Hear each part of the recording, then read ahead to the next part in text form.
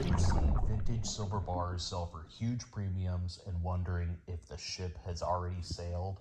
You're not alone, but today we're diving deep into why this is just the beginning. The vintage silver bar market is heating up fast, and it's attracting serious collectors, stackers, and even flippers. The treasure hunt is on.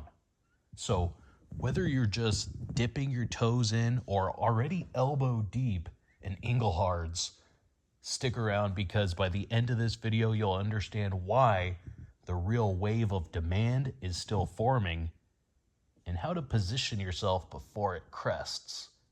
Let's dive right in.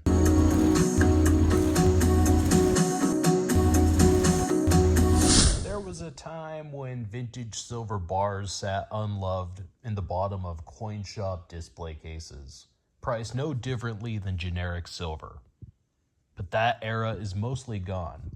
Now, some of these bars command jaw-dropping premiums. A simple poured Inglehard loaf can sell for double, even triple spot price. And if it's rare, or she has the right features, all bets are off. So what changed? For starters, collectors began noticing just how few of these old school bars actually exist. Many were melted down in the 80s and 90s. Others were forgotten in vaults or simply lost in time. At the same time, websites like allinglehard.com help shine a spotlight on forgotten corners of the bullion world, cataloging varieties, documenting vintage figures, and turning mystery bars into collectible legends. Suddenly, stackers realized these aren't just bullion, they're history, they're relics of an industrial age, and every one of them tells a story. Today, vintage bars have become one of the fastest growing niches in all of silver stacking, and the trend is just getting started. Let's look at the numbers. Most vintage bars from the 70s and 80s were poured in small batches, sometimes a few thousand, sometimes a few hundred. Now compare that to modern bullion bars, which are cranked out by the millions. Now factor in that many vintage bars were used for industrial purposes and ultimately melted down. That's where the scarcity comes in. And here's the kicker. Demand is rising, but the supply is fixed. There are no more Inglehard bars being made. And the smaller regional refiners, many are long gone or absorbed into other firms. So what happens when new collectors enter the space? Prices rise fast. It's the only market where rust increases the value. Imagine if cars worked that way.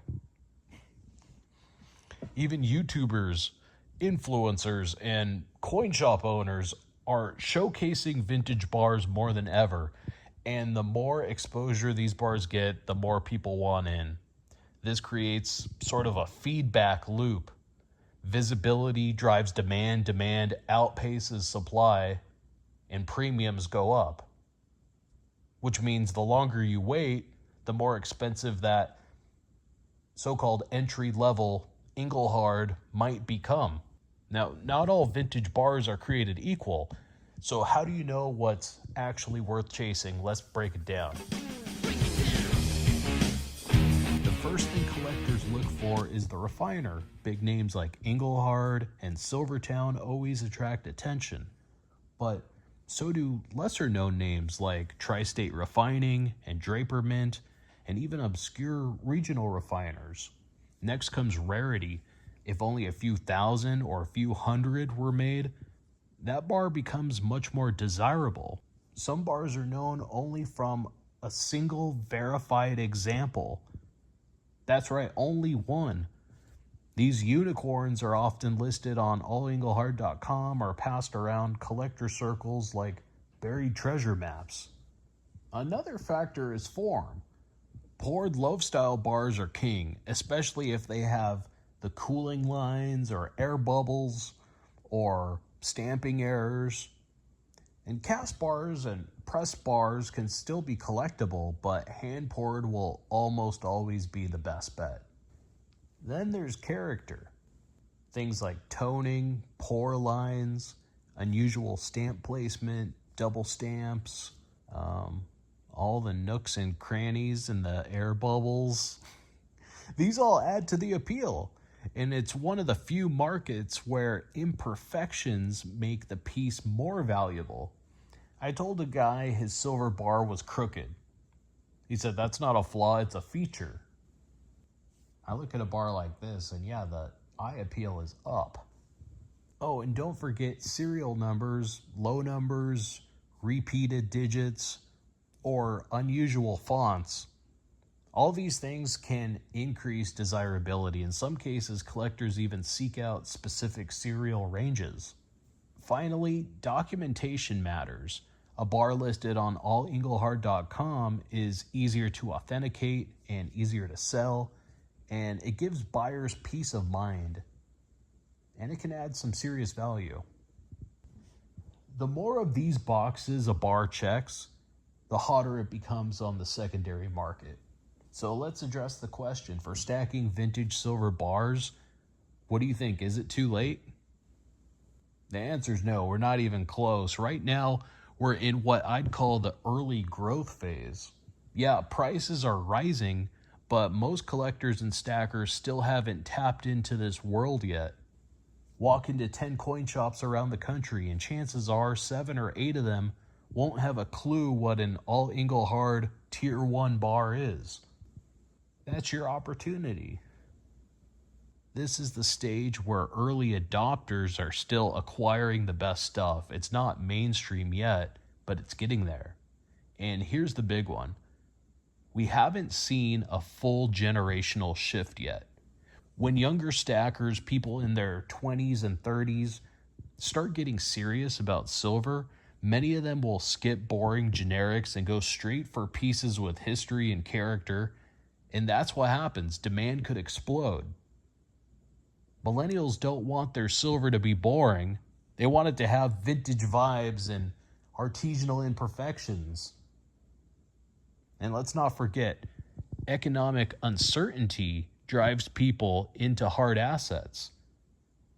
Every time there's a new wave of financial fear, more people flood into silver. And more of them start looking for the coolest, most unique pieces they can find. And that's where vintage bars shine. And so if you're fired up and you're ready to start the hunt, that's great. Are you wondering where you begin? I'd say start at your local coin shop. Many dealers don't fully track the vintage silver bar market, and it's possible to find gems at or near spot price. Now, you'll probably have to dig. You'll probably have to ask. But if you're lucky, you'll score big.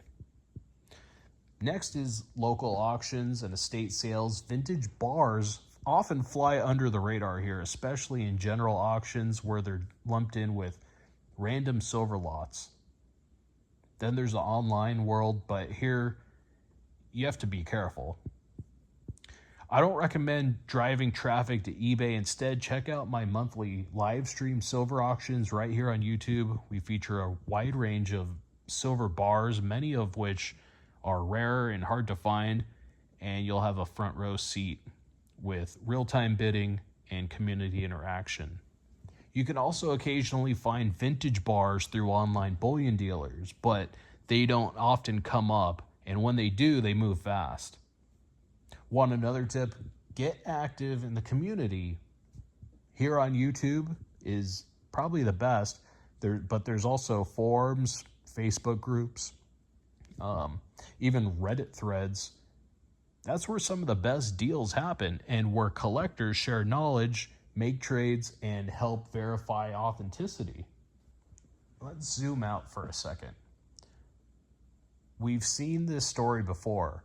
Coins like Morgan dollars and early American currency went from junk drawer status to high dollar collectibles over time. The same pattern is now playing out with vintage silver bars. As awareness grows and more collectors enter the space, values will continue rising. Not just because of silver spot price, but because these bars are becoming part of a broader movement. a fusion of bullion and numismatics. Think of it this way. A 10-ounce vintage Engelhard is no longer just bullion. It's historical. It's Americana. It's an artifact. It's a time capsule to the 70s or 80s. That's powerful. And as few of these bars come to market, each one becomes more precious. We're also seeing a surge in documentation efforts. Collectors are submitting photos, serials, and provenance to public databases. The more information we gather, the more legitimacy this market gains. Eventually, I believe we'll see grading services offer authentication for bars and maybe even encapsulation services. And when that happens, the game changes. Look, no one has a crystal ball, but the trend lines are clear. The vintage silver bar market is growing, evolving, and becoming a serious collectible category in its own right. You don't need to spend thousands to get started. Even a few cool pieces in your stack can spark your interest and potentially pay off down the road. But the key to this is start hunting now. Learn the landscape, study the markings, explore allengelhard.com, watch the auctions, make connections here on YouTube, keep building your knowledge and build your collection, because the hunt isn't over. It's just getting started. I asked a dealer if his vintage bars were still available. He said they were 5 minutes ago. That's vintage silver for you. Blink and it's gone. I don't know how many times I've been in that situation. If you enjoyed this deep dive, make sure to check out one of these videos on your screen, and don't forget to subscribe and join for the next live stream silver auction, where we feature vintage bars, rare pours, and hidden gems you won't find anywhere else. Until next time,